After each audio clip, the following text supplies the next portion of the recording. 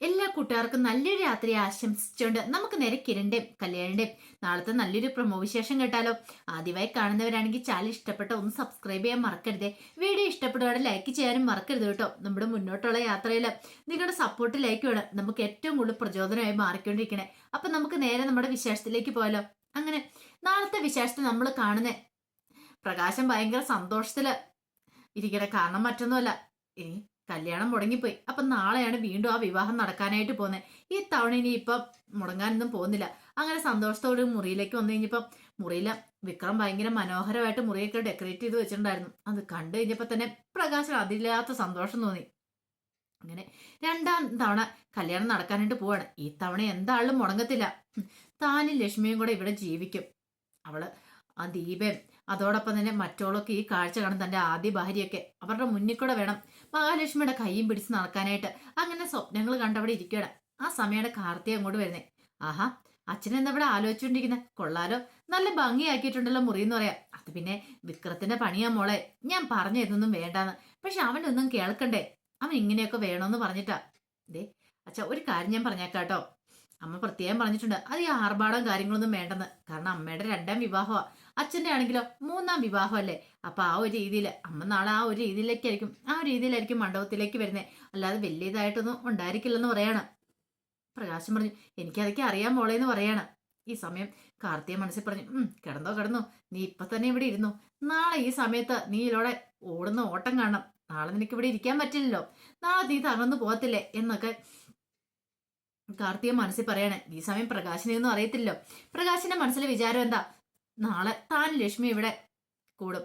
തന്റെ മഹാലക്ഷ്മിയുടെ ആദ്യരാത്രി ആയിരിക്കും ഇവിടെ നടക്കാൻ പോകുന്നത്. അങ്ങനെ ഭയങ്കര സന്തോഷത്തിലെ പ്രകാശിന്റെ ഇരിക്കണേ. കാർത്തികയ്ക്ക് മുഖം കണ്ടപ്പോ തന്നെ അതൊക്കെ മനസ്സിലാവുകയും ചെയ്തു. പിന്നീട് കാർത്തിക പറഞ്ഞു, എങ്കിൽ ശരി അച്ഛാ, ഞാൻ പോട്ടെ. ഇനിയിപ്പം നാളെ അമ്മേനെയും കൂട്ടിക്കൊണ്ട് ഞാൻ മണ്ഡപത്തിലേക്ക് വന്നേക്കാന്ന് പറയാം. ശരി, അപ്പൊ മഹാലക്ഷ്മിനെ അന്വേഷിച്ചെന്ന് പറയണം കേട്ടോ എന്ന് പറയണം. അതൊന്നും കുഴപ്പമില്ല, അച്ഛൻ വേണമെങ്കിൽ ഒന്ന് മെസ്സേജ് അയച്ച് നോക്ക്. അമ്മ ചിലപ്പോൾ വിളിക്കുമായിരിക്കും എന്ന് പറയാം. അത് കുഴപ്പമില്ല, ഇന്ന് ഒരു രാത്രിയും കൂടെ അല്ലേ ഉള്ളൂ മോളെ, അതുകൊണ്ടൊരു പ്രശ്നമില്ല എന്ന് പറയണം. അങ്ങനെ കാർത്തി അങ്ങോട്ട് പോവാണ്.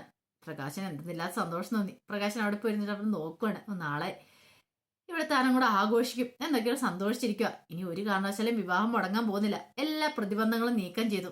ഇനിയിപ്പൊ ആരും വിവാഹം മുടക്കാൻ വരാനായിട്ടാ ആരും വരുന്നില്ല. ആ കല്യാണം കിരണം അവരെ കൊണ്ടൊന്നും ഒന്നും ചെയ്യാനായിട്ട് പറ്റില്ല. ഇനി തനിക്കെതിരെ നീങ്ങാനായിട്ട് അവർക്ക് പറ്റില്ല. ആ ഒരു ചിന്ത പ്രകാശന് മനസ്സിലുണ്ടായിരുന്നു.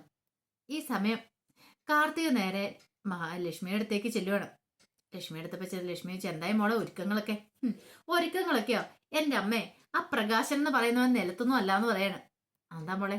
അയ്യോ, മണിയറെ അലങ്കരിച്ച് അതിനകത്ത് പോയിരിക്കുന്ന ഇരിപ്പ് കണ്ടിട്ടുണ്ടെങ്കിൽ അവന്റെ ആദ്യ കല്യാണമെന്ന് തോന്നും. എന്തൊരു സന്തോഷമാണെന്നറിയാം മുഖത്ത്. നാളെ കല്യാണം നടക്കുവാണോ എന്ന് ആലോചിച്ചിട്ട്. ഇത് കേട്ട ലക്ഷ്മി പറഞ്ഞു, അവൻ അങ്ങനെ ചിന്തിക്കട്ടെ മോളെ. ചിന്തിക്കുക മാത്രല്ല, നിരത്തെങ്ങല്ല മകൻ മാത്രല്ല അമ്മയും മകനും എല്ലാരും അങ്ങനെ തന്നെ ആ ഒരു രീതിയിൽ തന്നെ പോയിക്കൊണ്ടിരിക്കണം എന്ന് പറയാം. അങ്ങനെ വേണം മോളെ, അങ്ങനെ തന്നെ ചിന്തിക്കണം. നാളെ ആയിരിക്കണം അവൻ ആ സത്യങ്ങളൊക്കെ അറിയാൻ പോകുന്നേ.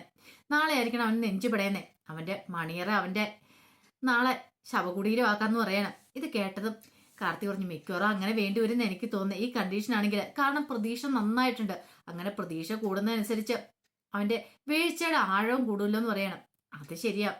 നാളത്തോണ്ടും അവന്റെ കാര്യത്തിൽ തീരുമാനം ഉണ്ടാക്കണം. ഇത്രയും കാലം അവൻ ചെയ്ത് കൂട്ടിയ പാവങ്ങളും കാര്യങ്ങളും എല്ലാം നാളെ ഒറ്റ ദിവസം കൊണ്ട് നമുക്ക് അവിടെ കഴിയെടുക്കണം എന്ന് പറയണം. ചെറിയ കാര്യമൊന്നും അല്ല ചെയ്തേ. പിന്നീട് കാർത്തി വെച്ചല്ല, കല്യാണം പറ്റി വിളിക്കുകയോ ചെയ്താ അമ്മേന്ന് ചോദിക്കണേ. ഇല്ല മോളെ, കല്യാണം വിളിച്ചില്ലെന്ന് പറയണം. അത് ഞാനിന്ന് വിളിച്ചു നോക്കട്ടെ എന്ന് പറഞ്ഞ് കല്യാണിയെ വിളിക്കുവാണ്. കല്യാണി വിളിച്ചു കഴിയുമ്പോൾ കാർത്തിയുടെ കല്യാണി എങ്ങനെയുണ്ട്, കല്യാണത്തെ കാര്യങ്ങളൊക്കെ എങ്ങനെയാന്ന് ചോദിക്കാം. ഇവിടെ ഒരുക്കങ്ങളൊക്കെ അതിഗംഭീരമായി നടന്നുകൊണ്ടിരിക്കുക. ഇവിടെ എന്ന് പറഞ്ഞാൽ ഇവിടെയല്ല, ശരിക്കും പറഞ്ഞ പ്രകാശന്റെ വീട്ടിലാന്ന് പറയണം. പിന്നീട് അവിടുത്തെ കാര്യങ്ങളൊക്കെ പറയാം. എല്ലാം കേട്ട് കഴിഞ്ഞാൽ കല്യാണി പറഞ്ഞു, ഒരുങ്ങട്ടെ, നന്നായിട്ട് ഒരുങ്ങട്ടെ എന്ന് പറയണം. അത് ഞങ്ങൾക്ക് പറയാനുള്ളൂ കല്യാണി. നാളെ അമ്മേനെ കൂട്ടിക്കൊണ്ട് നേരത്തെ അങ്ങോട്ട് എത്തിക്കണം എന്ന് പറയാം. അത് പിന്നെ എന്ത് തിരക്കുണ്ടെങ്കിലും നാളെ കല്യാണത്തിന് മണ്ഡപത്തിലേക്ക് വന്നിരിക്കും. അവിടെ വന്നിട്ടല്ലേ ആ കാഴ്ചകളൊക്കെ കാണാൻ പറ്റുള്ളൂ. നാളെ വേണം ആ കാഴ്ചകളൊക്കെ നല്ല സന്തോഷത്തോടു കാണാനെന്ന് പറയണം. അങ്ങനെ മൂന്നാം വിവാഹം മുടങ്ങി പോയി കഴിയുമ്പോഴത്തേനും എന്റെ അച്ഛൻ എന്ന് പറയുന്ന ആ പ്രകാശൻ നിലം പൊത്തി താഴെ വീഴുന്ന ആ ഒരു കാഴ്ച, ആ കാഴ്ചക്ക് വേണ്ടിയിട്ടാ ഇത്രയും വെയിറ്റ് ചെയ്തിരിക്കുന്നത്. ഇല്ലായിരുന്നെങ്കിൽ ഒരു കുഴപ്പമില്ലായിരുന്നു. എത്ര അഹങ്കാരം പിടിച്ച സ്വഭാവം എന്നറിയാവോ? ഇത് കേട്ടാൻ കാർത്തിക പറഞ്ഞു, അതൊന്നും ഓർത്ത് വിഷമിക്കണ്ട. ആ അഹങ്കാരത്തിനൊക്കെയുള്ള പണിയിലെ നാളെ കിട്ടാനായിട്ട് പോന്നേ. അതുകൊണ്ട് ആ കാര്യത്തിൽ ഒരു ടെൻഷനും വേണ്ടെന്ന് പറയണം. അത് ശരിയാ, അതൊക്കെ ശരി തന്നെയാ. പക്ഷെ എന്താ പക്ഷെ ഒന്നുമില്ല എന്ന് പറയാണ്. അങ്ങനെ കുറച്ച് സമയം കൂടെ സംസാരിച്ചിട്ടാണ് ഫോൺ വെക്കണേ. ആ സമയം സരു ആകെ പാടെ ടെൻഷനാണ്. സരുവിന്റെ മനസ്സിൽ താര വന്നതും കുഞ്ഞിനെ എടുത്ത് കൊഞ്ചിച്ചു ആ രംഗങ്ങളൊക്കെ മനസ്സിൽ കൂടെ പോയിക്കൊണ്ടിരിക്കുക. ഒരു പക്ഷെ അവര് തന്നെ ആയിരിക്കുമോ തന്റെ അമ്മ. അങ്ങനെ ആയതുകൊണ്ടല്ലേ അവർ ഇത്ര സ്നേഹത്തോടെ വരുന്നേ. തന്റെ കൺമണിനെ എടുത്ത് കൊഞ്ചിക്കണമെങ്കിലും ഉമ്മ വെക്കണമെങ്കിലും ഒക്കെ അവരുടെ മനസ്സിൽ അത്രമാത്രം തന്നോടും കൺമണിയുടെ ഒക്കെ ഇഷ്ടം ഉണ്ടായിട്ടല്ലേ. അങ്ങനെ ഒരു ചിന്ത ഉണ്ടായി കഴിഞ്ഞപ്പോഴത്തേനും വല്ലാത്തൊരു വീർപ്പുമുട്ടലൊക്കെ സരുവിന് തോന്നുവാണ്. എന്ത് ചെയ്യണമെന്ന് അറിയത്തില്ല. അപ്പോഴേക്കാണ് മനോഹർ അങ്ങോട്ട് കയറി വരുന്നത്. മനോഹർ വന്നപ്പോൾ തന്നെ സരു മനോഹറിന്റെ അടുത്തേക്ക് ചെല്ലുവാണ്. മനോഹർ ചെന്താ മോളൂ, എന്ത് പറ്റി, മുഖം എന്താ വല്ലായിരിക്കണെന്നേക്കും. ഒന്നുമില്ല, എന്തോ കാര്യമായിട്ടുണ്ടല്ലോ. അത് പിന്നെ ഇന്ന് ആ സ്ത്രീ ഇവിടെ വന്നിട്ടുണ്ടായിരുന്നു പറയാ, താര. എന്നിട്ട് മോളെന്ത് പറഞ്ഞു? ഞാനെന്ത് പറയാനാ, ഞാൻ താഴേക്ക് ഇറങ്ങി ചെന്ന് കഴിഞ്ഞപ്പോഴത്തേനും അമ്മ കുഞ്ഞിനെ അടുത്ത് അവിടെ കൊടുത്തിട്ടുണ്ടായിരുന്നു. അവര് കുഞ്ഞിനെ കൊഞ്ചോണ്ടിരിക്കുവായിരുന്നു. എന്നിട്ട് മോളൊന്നും പറഞ്ഞില്ല, അടിച്ചിറക്കില്ലേന്ന് ചോദിക്കുക. ഞാൻ എന്ത് പറയാനാ മനുവേട്ടാ, കുഞ്ഞിന്റെ കാര്യമല്ലേ. ഇനിയിപ്പോ കുഞ്ഞിനെ ബലമായിട്ട് ഞാൻ പിടിച്ചു മേടിക്കാനൊന്നും പോയില്ല. അവൾക്ക് മിണ്ടാൻ പറ്റാത്തൊരു സ്ത്രീയല്ലേ. കുഞ്ഞിനെ എടുത്തുന്നോർത്തൊന്നും സംഭവിക്കാനൊന്നും പോകുന്നില്ലോ. അതുകൊണ്ട് ഇത്ര സമയം കൊഞ്ചിച്ചോടെ ഞാനും വെച്ചു. പിന്നെ ഞാൻ കുഞ്ഞിനെ മേടിച്ചെന്ന് പറയണം. ഇതേ സൂക്ഷിക്കണം കേട്ടോ, അവരൊന്നും അങ്ങനെ വിശ്വസിക്കാൻ കൊള്ളില്ലെന്ന് പറയാണ്. അതൊക്കെ എനിക്കറിയാൻ മനുവേട്ടാ, പക്ഷെ അവരങ്ങനെ ചെയ്യും തോന്നില്ല. വിശ്വസിക്കാൻ കൊള്ളില്ലാത്ത എന്റെ വീട്ടിലുള്ളവരല്ലേ, അവര് കാണണല്ലേ എനിക്ക് നീ പ്രശ്നങ്ങളൊക്കെ ഉണ്ടായിരിക്കുന്നേ. എന്ത് ചെയ്യാൻ പറ്റും എന്നൊക്കെ പറയണം. അത് ശരിയാ മോളു. ഇനിയിപ്പോ മോള് എന്നെക്കുറിച്ച് ഓർത്ത് വിഷമിക്കണ്ട. നമ്മുടെ കുഞ്ഞ് അത്ര ഒരു ചിന്ത മാത്രം മതി എന്ന് പറയാം. അതൊക്കെ ശരിയാ മനുവേട്ടാ, പക്ഷെ എനിക്ക് എത്രയും പെട്ടെന്ന് തന്നെ ഇവിടുന്ന് പോകണം. എനിക്ക് ഇവിടെ നിൽക്കാനേ തോന്നില്ല. അറിയാലോ, അച്ഛന്റെ അമ്മയുടെ സ്വഭാവം ഓരോ ദിവസം വരുന്നോറും വല്ലാതെ ആയിക്കൊണ്ടിരിക്കുകയാണ്. ഇനി എത്ര നാൾ ഇങ്ങനെ മുന്നോട്ട് പോകുന്ന പോലും എനിക്കറിയത്തില്ല. ഇങ്ങനെ വന്നിട്ടുണ്ടെങ്കിൽ രണ്ടുപേരും കൂടെ അങ്ങോട്ടും ഇങ്ങോട്ടും തലതല്ലി ചാവുമെന്ന് എനിക്ക് തോന്നുന്നത്. അതിനു മുമ്പ് എന്തെങ്കിലും ചെയ്തേ മതിയാവുള്ളൂ. നമുക്ക് ഒന്നെങ്കിൽ ഇവിടുന്ന് രക്ഷപ്പെടുമെങ്കിലും ചെയ്യണം. എത്ര നാളെന്ന് വെച്ചാൽ ഇവിടെ കഴിയുന്നേ. കല്യാണം കഴിഞ്ഞ അന്ന് മുതൽ ഞാൻ ഈ വീട്ടിലല്ലായിരുന്നോ. മനുവേട്ടന്റെ വീട്ടിലേക്ക് പോലും വന്നിട്ടില്ലോ. അപ്പൊ അതുകൊണ്ട് മനുവേട്ടന് ഊർജിതമായിട്ട് ഇതിനെക്കുറിച്ച് ഞാൻ ചിന്തിക്കണം എന്ന് പറയാം. ഞാൻ നോക്കട്ടെ മോളു. ഇനിയിപ്പൊ അമേരിക്കയ്ക്ക് ഉടനെ പോകാൻ പറ്റിയില്ലെങ്കിൽ എന്റെ വീട്ടിലേക്കാണ് ഞാൻ മോളിനെ കൊണ്ടാം എന്നൊക്കെ പറയണം. അതിനു മുമ്പ് രാഹുലിനെ ഇന്ന് പണം മേടിച്ചെടുക്കണം. ആ ഒരു ചിന്തയായിരുന്നു മനോഹറിന്റെ മനസ്സിൽ. അതുകൊണ്ടാണ് കുറച്ച് ദിവസം നീട്ടി അങ്ങോട്ട് പറഞ്ഞിരിക്കുന്നത്. താൻ ഇനിയിപ്പൊ പോയാലും ഇവൾക്ക് വിഷമങ്ങളും വേദനകളും ഒന്നും തോന്നരുതെന്ന് ഒരു ചിന്ത മനസ്സിലാവുന്നുണ്ട്. പിന്നീട് പിറ്റേ ദിവസം രാവിലെ ആയി കഴിഞ്ഞപ്പോൾ പ്രകാശം ഭയങ്കര സന്തോഷത്തോടെ എഴുന്നേക്കുവാണ്.